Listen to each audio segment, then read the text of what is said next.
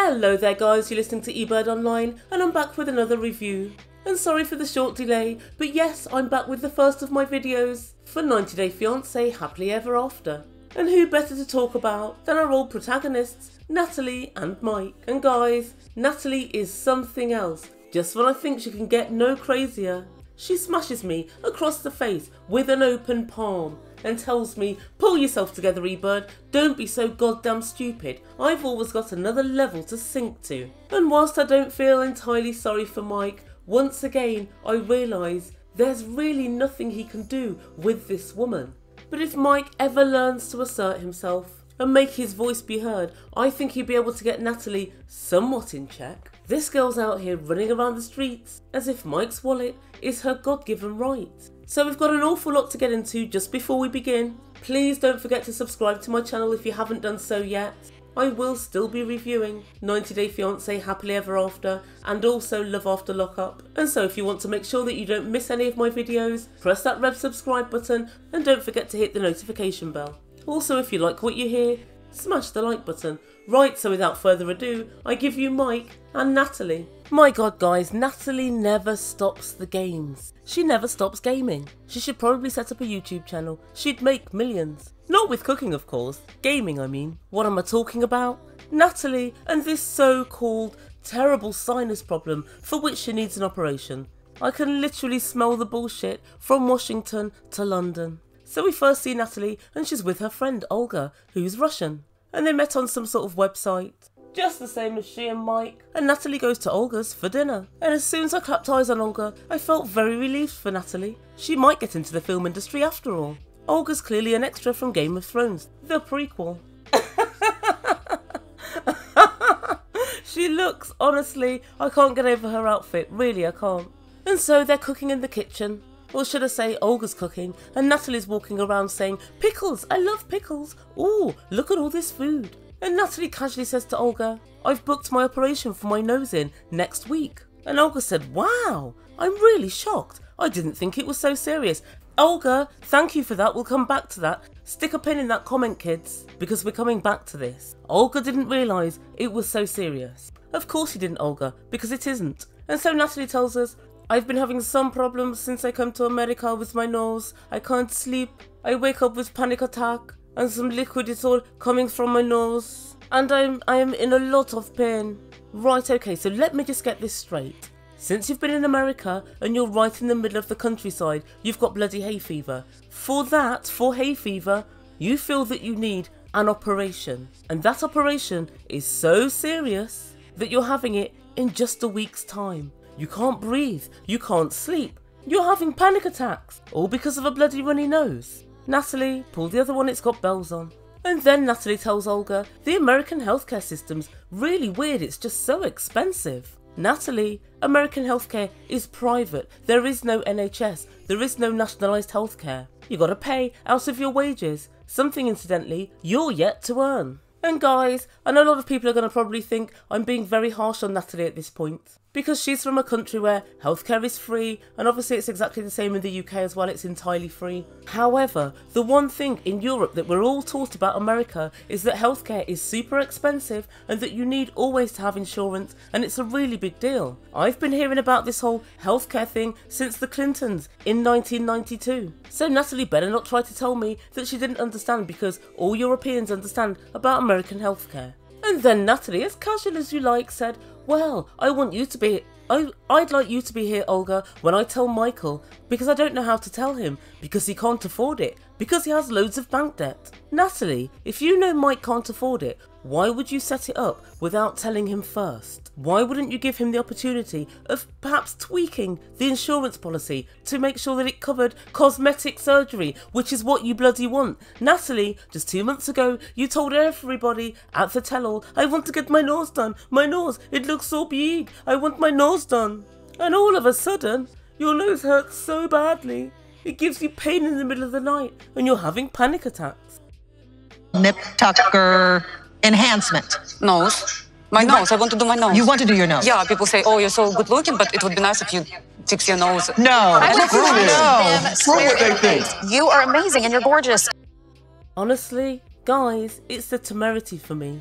She thinks that everybody is stupid. You think the viewers are stupid. You think Mike's stupid. Even Juliana looks like she's onto you and she's only just bloody met you. Natalie's so foolish that she doesn't realise how everybody can see straight through her. And she did say at the end of the segment, maybe I should have talked with Mike before booking it in. After all, he is my husband. However, this is my health. Natalie, you've forgotten one other thing. Also, it is his money. And also, you're very well aware he doesn't have enough money to cover it. Now guys, I wouldn't be taking this hard line if I thought she genuinely had something wrong with her, but I am 99% sure this is cosmetic surgery.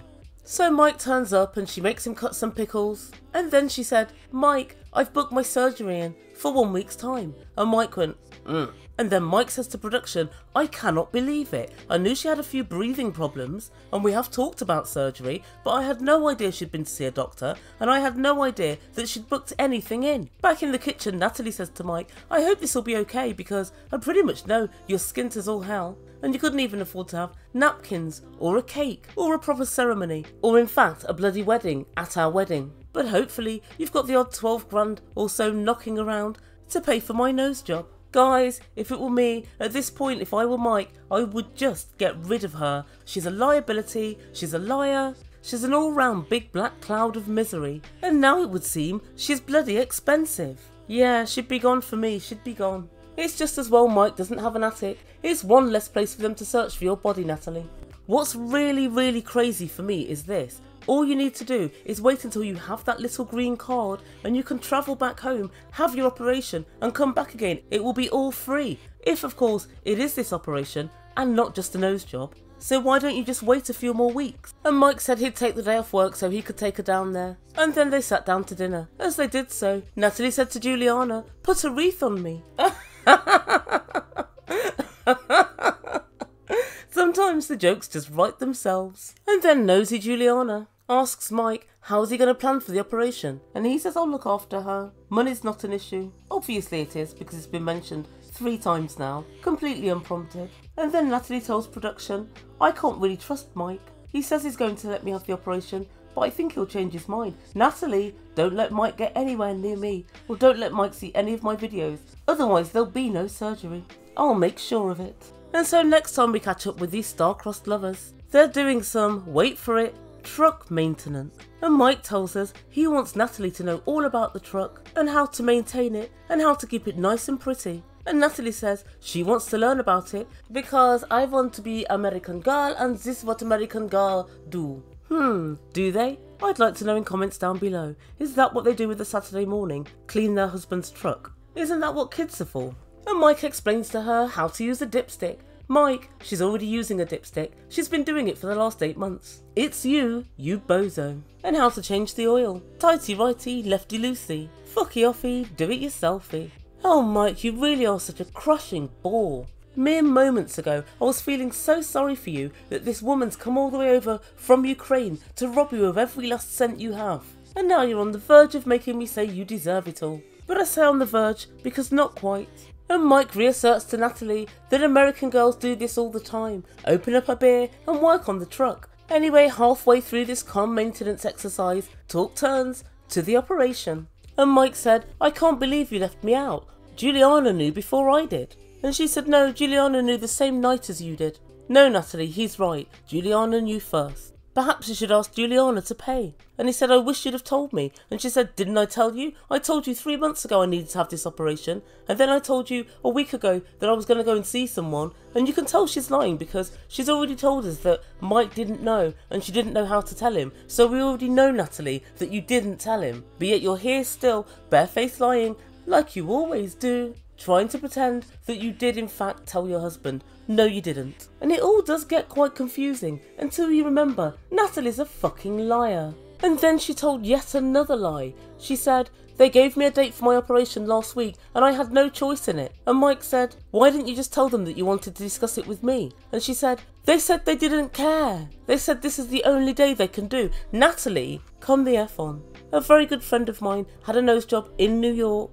And it was just shy of 20 grand. If you have 20 grand's worth of operation done, you do have some decision as to what the date is that you're going to do it. If they give you an appointment and you'll say, on holiday, or you can't do it, you say when's the next available appointment, or do you have something next month or the month after? There isn't just one date and one date only for everybody's operation. I don't believe it. Even in England, where everything's free, you can still book in a date. You may well have to wait a while to rebook, but you still will get another date. And she reasserted to production that they gave her a date, and either you take it or you're out. So she took it because her health is her priority. Oh Natalie, your nose better look exactly the same when you've finished, otherwise I'll want to know the reason why not. But then Mike got a little bit irate and he started saying, you left me behind, you left me out of this decision. That's why I'm unhappy. And then Natalie absolutely loses it. You brought me here, you're supposed to give me love and help and respect. I'm not getting it from you. I kept asking you about this operation and you kept ignoring me and going to work. How dare you go to work? Calm down Natalie, take a deep breath and then hold it for about 20 minutes. And then she said, all you do is tell me that I'm bad. I did this, I did that. I feel like Melanie is more helpful than you. Melanie? Natalie, come on. Who the hell is Melanie? And it turns out Melanie is someone that works at the medical centre where she's having her operation done. I.e. Melanie stands to gain thousands of pounds from you having your operation. Of course Melanie's bloody nice. That's what she's paid to do, Natalie. And if we believe what you said 5 minutes ago, Melanie told you there's one date and one date only, and if you either take it or you're out. That Melanie. Okay then Natalie, okay. And then Natalie said, Melanie told me, don't worry girl, you'll be fine, you'll be okay. And she said, Melanie, I'm all alone here. And Mike then flipped his lid. He said, you have a roof over your head. Okay, fair enough, she does. You have clothes. They do scream 1990s, but go on, she is clothed. I feed you, I take care of you, I look after you. Well, she's getting fatter by the day, so tick, tick, tick. The truth be told, Natalie, you've been here 6 to 8 months now. You've got no money whatsoever, and Mike has paid for everything for you, so I guess yes, he's correct. He is looking after you. So you are quite rude saying, nobody helps me, and I'm here on my own, nobody's taking care of me. And Natalie finishes off the segment by saying Mike doesn't respect her, she's his wife and not his child. And Mike said, we're burning daylight, we got a lot to do. Oh lord, these two just really aren't suited, and that's where we leave things for today. And so what does the Ebird make from all of this? I truly, honestly believe that Natalie wants to get her nose done. And this is what it's all about. And that's the reason she didn't discuss it with Mike first. If it was just a health issue, I feel like Mike would have sorted it out immediately. Natalie tells us it's painful. How does it hurt Natalie where? Show us on this doll. And I can tell by the look on Mike's face that he looks very much forward to the time when Natalie's absence brings him the peace he so desperately needs. And at this point, Natalie's lies know no bounds. She's such a liar, the truth actually bends itself right around her. I'm looking very forward to this tell-all to find out if the hooker comment was true, and also very forward to the tell-all to have a good look at Natalie's nose. I've looked on her YouTube channels, you know, those awful cooking ones, but the camera isn't that in focus. It definitely looks different, but I can't definitively tell. I think the worst thing is, her nose isn't that bad, so there isn't so much that needs doing to it, so I feel like whatever she has done will be very kind of calm and understated. Anyway guys, let me know what you think. Do you think this is all just a ruse for Natalie to get plastic surgery so she can get the man she really desires? A richer man than Mike. That's what I think it's all about. So let me know what you think in comments down below, and I'll get on with my next video. Thank you guys so much for listening. If you haven't done so yet, please don't forget to subscribe to my channel, and I'll see you soon. You've been listening to Ebird Online, and I bid you good day.